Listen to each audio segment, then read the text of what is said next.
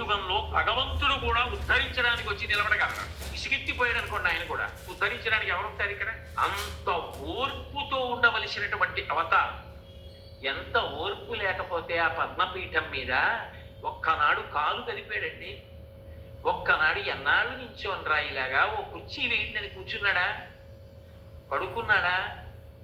నాకు ఇంతే సమయమా, ఎన్ని వేల మందిలా వస్తూ ఉంటారా, ఎంతమందిని నేను చూడనరా అన్నాడా?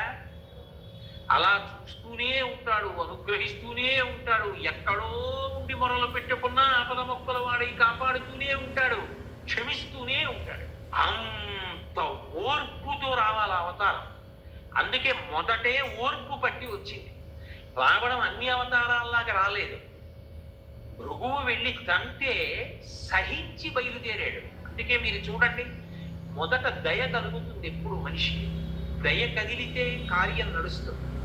నేను అలా వెళ్ళిపోతున్నాను అనుకోండి, ఏదో దేవాలయంలోకి వెళ్ళి హుండీలో 100 రూపాయలు వేద్దాం అనుకుని వెడుతున్నాను. వెడుతుంటే ఒక పిల్ల తల్లి కంఠం పట్టుకుని గట్టిగా కౌగులించుకుని ఏడుస్తాను. అమ్మా, అన్నం తిని 3 రోజులైంది, బయట వడగాట్టులు ప్రేగులు తిరిగిపోతున్నాయమ్మా, ఆకలిస్తోందంటే మంచినీళ్లు తాగమంటావు, ఇవాళ మంచినీళ్లు తాగితే వాంతి అయిపోతోంది, ఏమైనా పెట్టమ్మా అని కొడుతోంది తల్లిని. నాకే లేదు, నీకు ఎక్కడ పెట్టనే అంటోంది తల్లి. తల్లి ఏడిస్తే తట్టుకోగలరు, పిల్ల ఏడిస్తే ఎవరు తట్టుకోలేరు. ఎందుకంటే కపటం ఉండదు. అందుకే శంకరాచార్యులు వారు కనకధార చేస్తే పక్షి ఏడుస్తోంది అనలేదు, పక్షి పిల్ల ఏడుస్తోంది అన్నారు. విహంగ శిశం విషణ్ణి దుష్కర్మ కర్మమనీయ చిరాయ దూరం నారాయణ ప్రణయని నయనాంబువాహ అన్నారు.